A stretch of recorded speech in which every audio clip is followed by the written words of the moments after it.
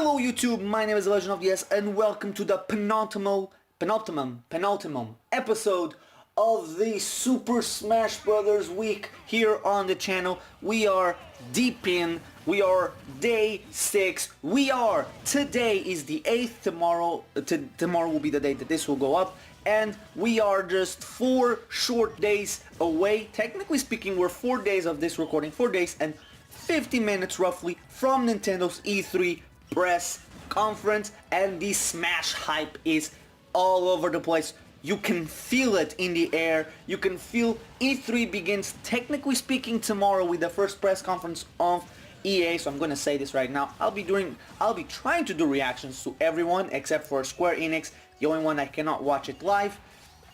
I say try because, you know, sometimes, let's be completely honest, EA is gonna be the first one. It's gonna be crap, isn't it? We all know it's gonna be crap. Maybe they turn a leaf, who knows? But let's not expect too much.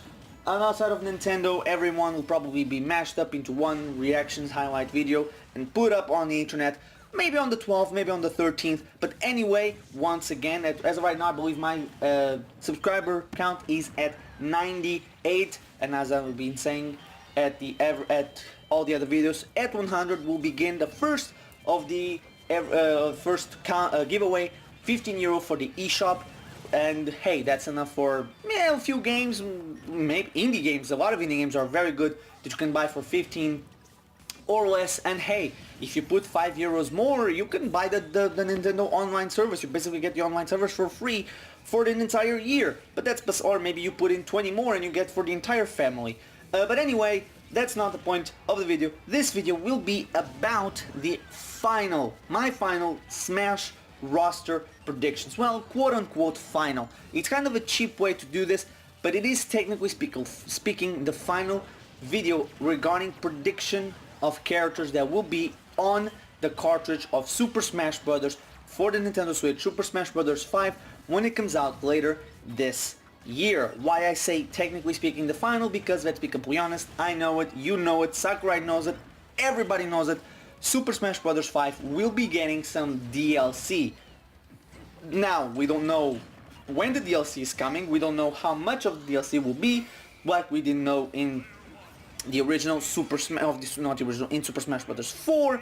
But one thing, the biggest thing is that can only be done after, that DLC predictions can only be done after Super Smash Bros. Comes out, because we don't know the roster in its entirety. So this one is just that, the predictions for the rest of the roster. So let's begin with the first predictions. I've said this for a while now. I've said this in December last year, technically speaking early this year as well. There will be no cuts. I said this multiple times, I don't believe there will be any cuts. Why? Because Super Smash Bros. 5 will be the first Smash Bros. That might not have big constraints surrounding it. What do I mean by that? Look at every single Smash Bros. Game, and there's been something that has kept not only a roster limited, but kept the team limited to what they can and can't do. Super Smash Bros. 64 did not have enough backing from Nintendo. Nintendo did not believe very much in the game, so that was out of the window, or a bigger roster was out of the window, or more time to work on characters was out of the window. Then Super Smash Bros. Melee had 13 months of development time. It was an accident, basically everything that happened in that game, and they still had to make cuts.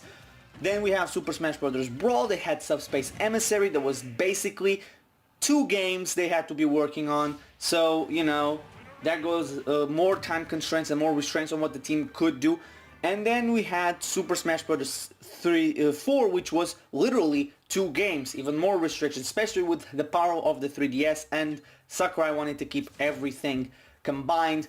Obviously, there's other things like the game development issues that arise from the game development itself, but all 4 of the games that had something that held back the full potential of it, Super Smash Bros. 5 might be the first Super Smash Bros. That won't have anything to keep it from allowing the team to firmly work on one thing and not keeping the team distracted between basically two different games, having very short period of time to develop. So first things first, obviously no cuts from Super Smash Bros. 4. Everybody will be returning. We'll also see the return of the Ice Climbers and Wolf. This is something that everybody's been talking about. This is two characters that people have wanted for since they were cut from 4, since we learned the entire roster from Super Smash Bros. 4. Actually, Ice Climbers even before that, because it was clear from, I believe, E3 2014, I think. Sakurai gave the indication that the Ice Climbers might not be in. And taking a hint from taking from my assist trophies, clones, and costumes video, I'm just gonna lay this out.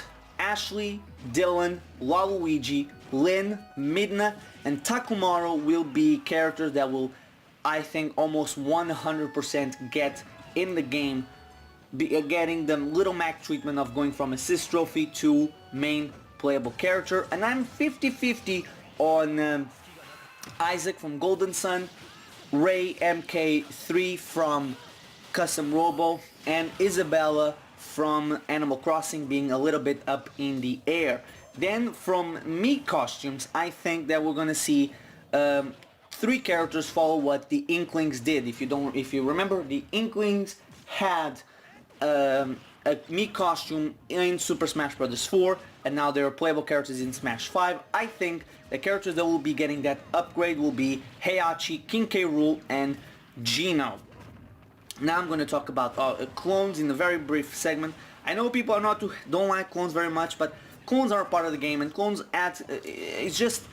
it's complaining about extras. It's complaining about something that doesn't take too much time in development, removes no one from the game. That's one thing I always hear people complain. But nobody loses a slot because for like characters like Lucina getting a spot in the roster. So the clones I think will happen are Malos from Xenoblade Chronicles 2. He'll be basically a clone of Shulk. In the game, in Chapter 7, it's technically speaking a spoiler, but it really isn't, because Malos very early on establishes itself as the main villain. It does have a Monado. That's, I think, what would be considered a spoiler, but I believe early on he uses a Monado too. I just didn't notice early on. I noticed it in Chapter 7. I think Daisy could be a clone, although I believe she would fit better as a costume. I don't think a lot of people are. I don't know how malleable the Peach moveset can be for them to move her around and change things. I could see like the changes done to Lucina from Marth, and even Roy from Marth, and even Wolf and Falco from Fox, and Ganondorf from Captain Falcon. But Peach, I don't know if there's a lot of wiggle room to do there. Obviously, I think the Octolings will also be clone characters of the Inklings, or maybe even more clone characters in the sense of like the same speed and the base moveset, or the base model being the same and sharing some moves, more of a semi-clone, and more based on Splatoon 2. Obviously, the team behind Smash Brothers knows a lot more than we do when it comes to what's being worked behind the scenes at Nintendo. So I would most likely wager a guess at the fact that Sakurai and his team already knew what was coming to Super Smash Bros. Switch, or not to Switch, to the Switch way back in 2014. Not 2014, but like when they began development of this game, they already knew like a lot of things going on behind the scenes, what was being planned, and even the Octo expansion was probably something that the Smash team already knew. So to have it being based more on Splatoon 2, taking that, maybe it was already a plan. Splatoon 2 is huge. It's already at 2.5 million, I believe, in Japan. It's 6 million, over 6 million worldwide. I would really be shocked if Splatoon did not get 2 characters with the Octolings, either being full-blown clones or having some moves being the same, like its recovery, how they enter on stage and stuff, but having obviously different moveset, more based on Splatoon 2. And the final clone, I think, it's something that a lot of people will agree with me when I say this, Black Shadow, to be the Captain Falcon clone, to replace Ganondorf. Not replace Ganondorf, I think Ganondorf, like most clones, should get, but him especially, should get a moveset revamp. So Black Shadow, character from F-Zero, should take Ganondorf's spot as the clone. People like that moveset, Sakurai included. So Black Shadow would make perfect sense to keep that moveset in the game, but giving Ganondorf the respect that the character deserves. So the next thing, let's talk about new characters, or actually new characters that have no relation as of right now with Smash Brothers, and they're not clones.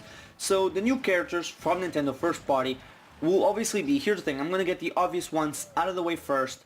The next Fire Emblem main character. I know people don't like it, especially with my idea of like Lyn plus this new Fire Emblem character, but again, it's a small minority on the internet complaining. It's like sword characters, oh there's too many, and then there was a picture floating around, and if I can find it again, I'll put it up on screen right now, that has like the sword wielders. People complain, oh there's too many sword wielders, and then somebody went like, okay, here's all the sword wielders, all the brawlers, all the magic users, and all the unspecifics. And this was before Cloud, Corrin, and Bayonetta came into the game, but it was very clear that like there's no abundance of sword wielders. People just like to complain about sword wielders because it's swords are the most recognizable weapon, you know.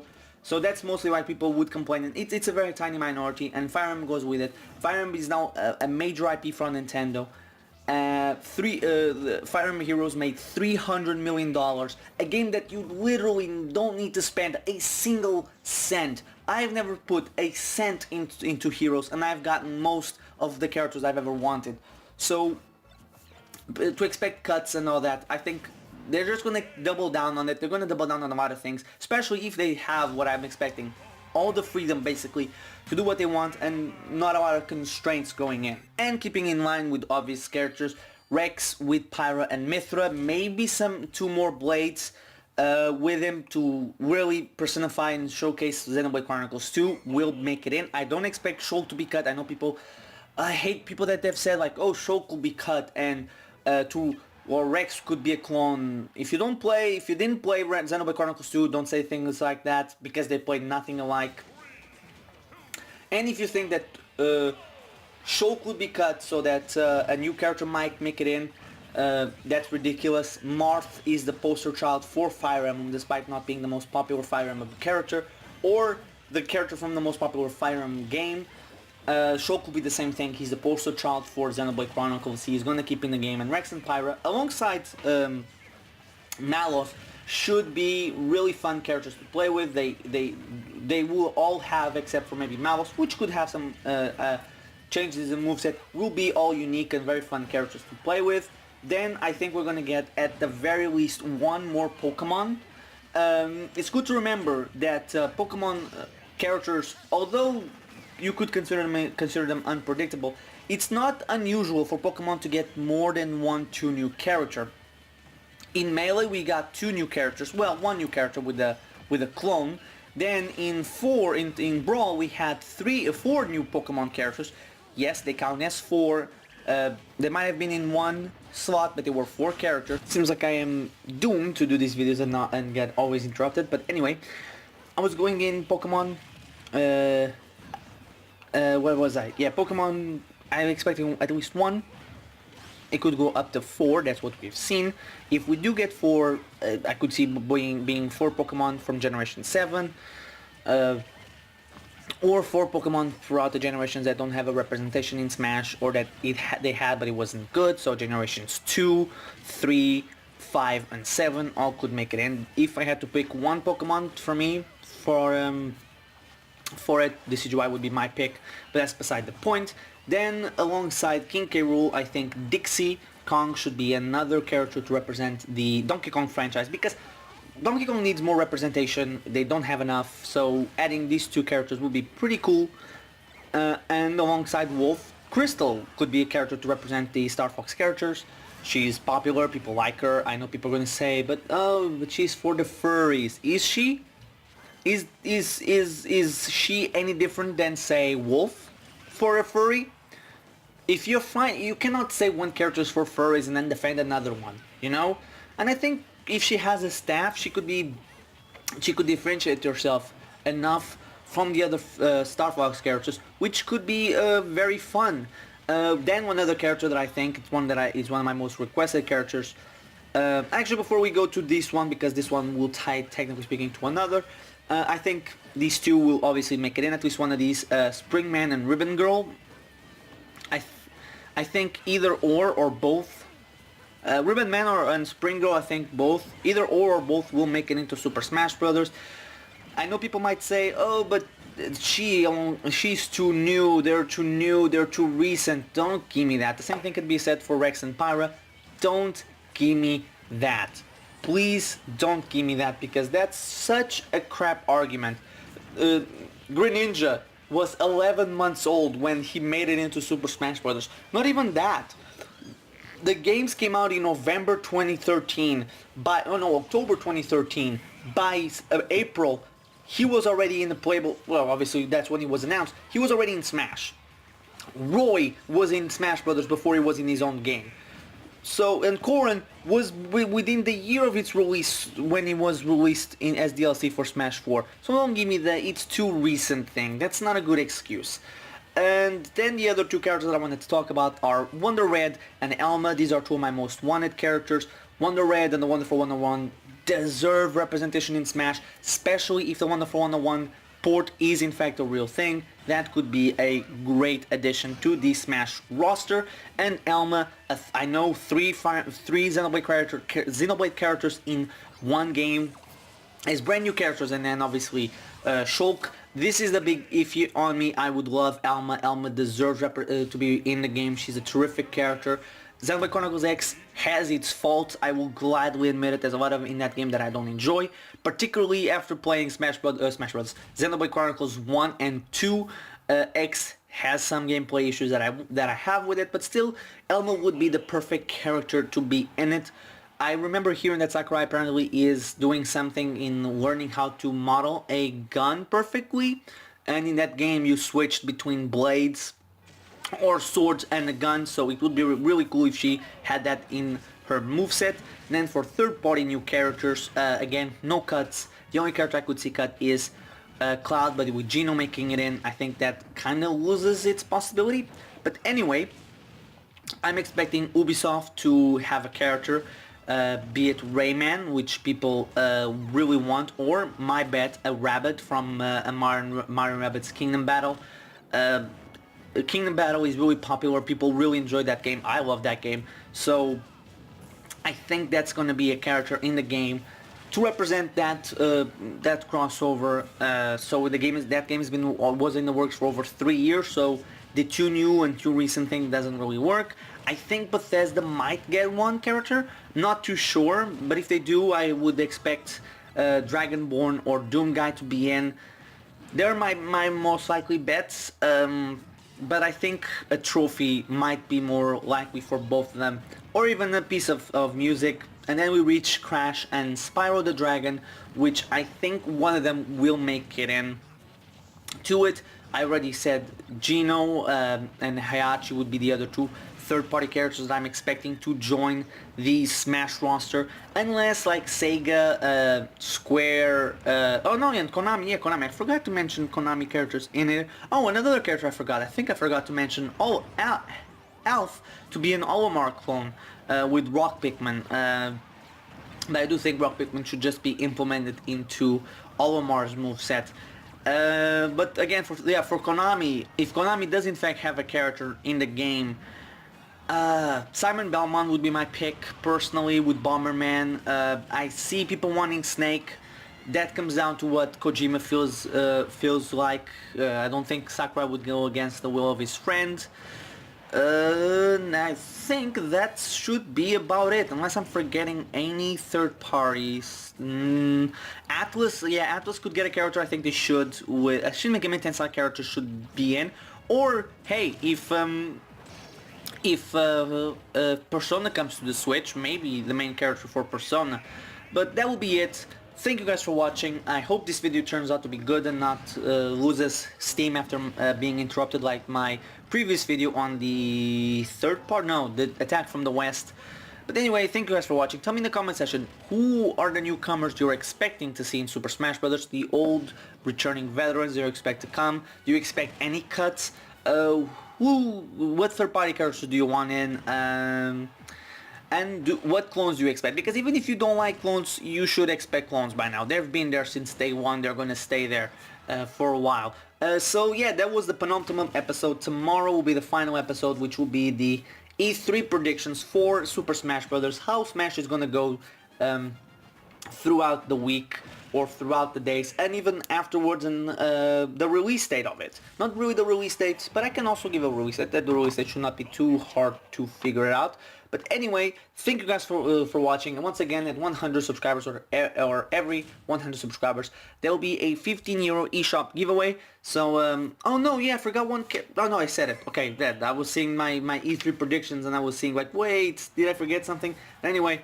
I didn't. So thank you guys for watching. On screen right now there will be the usual things of the Xenoblade, the Smash Brothers, and what YouTube deems it best for you. So remember to like, comment, subscribe, like, dislike, and share.